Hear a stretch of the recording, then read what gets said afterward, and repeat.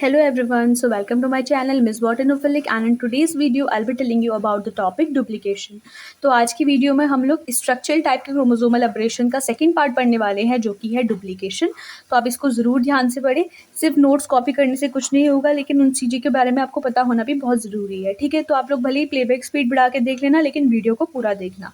So now without wasting time let's get started. सबसे पहले हम लोग डुप्लीकेशन के बारे में जब बोलते हैं तो डुप्लीकेशन का मतलब होता है किसी पर्टिकुलर पार्ट का डुप्लीकेट हो जाना, राइट। तो जैसे क्या है, हमारे पास ये पेन है, ये पेन का क्या है, अगर मैं इसी के जैसी एक और पेन यहाँ पे रख देती हूँ तो वो डुप्लीकेशन कहलाएगा। लेकिन अगर ये पेन लॉस हो जाती है तो ये इसका डिलीशन होगा, राइट। तो सिंपल सी बात है, डुप्लीकेशन होता है addition of the chromosomal part. जब हम लोग क्रोमोसोमल पार्ट का एडिशन करते हैं तो उसी को हम लोग डुप्लीकेशन बोलते हैं। बेसिकली जो डुप्लीकेशन का ऑरिजिन होता है वो होता है due to unequal crossing over. Like मैंने यहाँ पे एक डायग्रामेटिक रिप्रेजेंटेशन दिया है। यहाँ पे मेरे पास क्रोमोसोम्स की दो क्रोमेटिड्स प्रेजेंट थी, दिस इज द सेंट्रोमेयर। और यहाँ पे क्या है, अनइक्वल क्रॉसिंग ओवर हुई है। इक्वल क्रॉसिंग ओवर कब होती, जब ये सेंटर से होती, लेकिन यहाँ पे ये पहला सेगमेंट, ये दूसरा सेगमेंट, दोनों के बीच में अनइक्वल क्रॉसिंग हुई है। एंड फाइनली इसके बाद से जो एक नया सेगमेंट बनता है, इस पर्टिकुलर पोजिशन, एक क्रोमेटिड ये वाला पोजिशन का बन जाता है, that is A B E, और एक सेगमेंट ये वाला बन जाता है, दैट इज आप देख सकते हो A B C D E, right.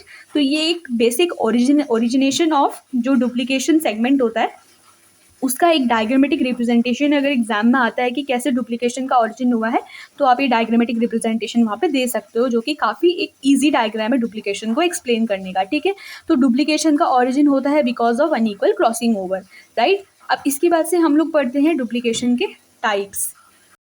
Before starting this मैं आप लोग को फिर से बोलती हूँ कि वीडियो को स्किप मत करना। अगर आप वीडियो स्किप करोगे तो आपको समझ में नहीं आएगा कि मैंने यहाँ पे क्या डायग्राम्स बनाए हैं और कैसे डायग्राम्स मैंने यहाँ पे ड्रॉ करे हैं, क्योंकि ये ज़रूरी नहीं है कि आप यही सीरीज़ वहाँ पे एग्जाम में लिखो। आप अपनी तरफ से कोई भी पर्टिकुलर सेगमेंट को चूज़ कर सकते हो। मैंने यहाँ पे अल्फाबेटिकल ऑर्डर लिखा है, तो आप यहाँ पे न्यूमेरिकल ऑर्डर भी लिख सकते हो। So it's not like that कि जैसे डायग्राम मैंने बनाया है वैसे आप लोग एग्जाम में बना के आओ। बस सिंपल सी बात है कि आपको कॉन्सेप्ट समझ में आना चाहिए। ठीक है, तो डुप्लीकेशन 5 टाइप का होता है। जब इन 5 टाइप को हम समझाते हैं, कैसे समझाएंगे, सबसे पहले we have the tandem.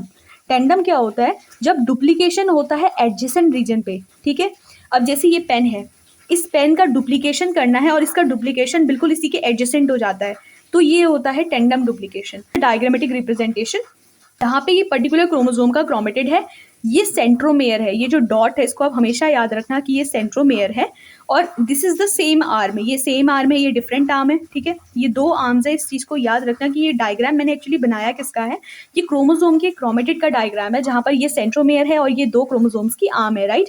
Sorry, chromatids की क्या है, आर्म है। तो यहाँ पे हम देख सकते हैं we have the series A B C D E F G. तो बेसिक क्रोमोसोम जो था ये कुछ इस तरीके से था, A B C D E F G. ठीक है, तो ये इसका एक नॉर्मल क्रोमोसोमल डायग्राम था, ये आप याद रखना। तो ये जो नॉर्मल क्रोमोसोमल डायग्राम है, अगर इसमें टेंडम डुप्लीकेशन होता है तो क्या होगा कि ए बी सी डी, ये बी सी डी का हमने डुप्लीकेशन दिखाना है, तो ये इसके एडजेसेंटली क्या होगा, डुप्लीकेट हो जाएगा, बी सी डी। ठीक है, तो क्या होगा, segment A B C D, B C D, फिर सेंट्रोमेयर ई एफ जी, बाकी सीरीज सेम रहेगी, बस जो डुप्लीकेशन होगा वो उसके एडजेसेंटली हो जाएगा, यानी कि दूसरी आर्म में ना होकर सेम आर्म में रहेगा। ठीक है, अब इसके बाद से जाता है डिस्प्लेस्ड होमोब्रैकियल और डिस्प्लेस्ड हेट्रोब्रैकियल। तो इन दोनों को साथ में समझना बहुत ज़रूरी है। होमो मतलब होता है सेम, ब्रैकियल मतलब होता है ब्रांच या फिर आर्म, और हेट्रो मतलब होता है डिफरेंट, और ब्रैकियल मतलब होता है ब्रांच। ठीक है, जब हम लोग डिस्प्लेस्ड होमोब्रैकियल के बारे में बोल रहे हैं तो यहाँ पे जो पर्टिकुलर डुप्लीकेटेड सेगमेंट होगा वो सेम आर्म पे प्रेजेंट होगा। जैसे कि आप ये डायग्राम देख सकते हो, बी सी डी का हमने डुप्लीकेशन करवाया, वो सेम आर्म पे प्रेजेंट है। लेकिन डिस्प्लेस हेट्रोब्रैकियल के केस पे क्या है कि ये जो डुप्लीकेशन हुआ है बीसीडी सेगमेंट का, ये सेंट्रोमेयर की इस तरफ मतलब दूसरी आर्म पे प्रेजेंट है, राइट। तो क्या बना यहाँ पे series A B C D, centromere B C D E F G. ठीक है, और यहाँ पे जो होमोब्रैकियल वाली कंडीशन थी, यहाँ पे जो सेगमेंट का डुप्लीकेशन हुआ है वो सेंट्रोमेयर के पहले यानी कि उसी पर्टिकुलर आर्म पे हुआ है।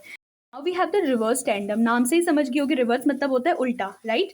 तो जनरली जो रिपीटेड सेगमेंट हो जाता है, जो भी डुप्लीकेटेड रिपीटेड सेगमेंट है, वो क्या हो जाता है, वो जनरली अपनी पोजीशन को शिफ्ट कर देता है, राइट। शिफ्ट कहने का मतलब है कि वो रिवर्स हो जाता है। ठीक है, अगर सीरीज 1 2 3 है डुप्लीकेटेड सेगमेंट, तो जो नया सेगमेंट बनेगा वो किस तरीके से रिवर्स टेंडम अगर वो फॉलो करता है तो 3 2 1 के फॉर्म में वो अटैच होगा, राइट।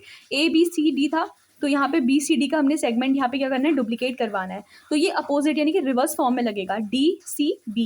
ठीक है, बाकी सीरीज सेम टू सेम है। उसके बाद से लास्ट आ जाता है ट्रांसपोज डुप्लीकेशन। अगर ट्रांसपोज डुप्लीकेशन के बारे में कहेंगे तो यहाँ पे जो डुप्लीकेटेड सेगमेंट होता है they are transfer to the different chromosome. यहाँ पे जो डुप्लीकेटेड सेगमेंट होता है उसको हम लोग दूसरे क्रोमोसोम पे शिफ्ट करवाते हैं। लाइक ये पहले क्रोमोसोम का क्रोमेटिड था, ये दूसरे क्रोमोसोम का क्रोमेटिड था। यहाँ पे हम लोगों ने लेट सपोज ABC का क्या करवाना है, यहाँ पे डुप्लीकेशन करवाना है। तो ये जो ABC का सेगमेंट है ये दूसरे वाले क्रोमोसोम के क्रोमेटिड पे जाके अटैच हो जाएगा, राइट। तो ट्रांसपोज कहने का मतलब है कि दूसरे एक नए क्रोमोसोम में किसी एक पर्टिकुलर डुप्लीकेटेड सेगमेंट का ट्रांसफर करवाना, ठीक है। So the duplicated segment are transfer to the different chromosome. तो ये इसका एक डायग्रामेटिक रिप्रेजेंटेशन आप देख सकते हो, ABCDEFGHI, ये पर्टिकुलर फर्स्ट क्रोमेटिड है क्रोमोसोम का, और MNOPQRST ये दूसरे क्रोमोसोम का क्रोमेटिड है। यहाँ पे जो डुप्लीकेटेड सेगमेंट था वो जाके क्या है, ये वाले पर्टिकुलर क्रोमोसोम के क्रोमेटिड पे अटैच हो चुका है, ठीक है। तो इसी को हम लोग ट्रांसपोज डुप्लीकेशन बोलते हैं। Now let's talk about the consequences of duplication. यहाँ पे मैंने कुछ कॉन्सिक्वेंसेस मेंशन किए हैं। जो पहला कॉन्सिक्वेंसेस हो जाता है डुप्लीकेशन का वो ये होता है कि ये फिनोटाइप को इफेक्ट करता है। फिनोटाइप मतलब होता है कि एक्सटर्नल कैरेक्टरिस्टिक्स, राइट है। तो सिंपल सी बात होती है कि ये एक्सटर्नल कैरेक्टरिस्टिक्स को क्या करेगा, इफेक्ट करेगा। दूसरा कि it provide an important material for organic evolution. Organic evolution के लिए एक इंपॉर्टेंट मटीरियल ये साबित हुआ है। उसके बाद से ड्रोसोफिला मेलानोगास्टर पे क्या होता है, एक कंडीशन देखी जाती है डुप्लीकेशन के तहत। अब यहाँ पे इस चीज़ का ये प्रूफ है कि ये फिनोटाइप को कैसे इफेक्ट करता है, राइट।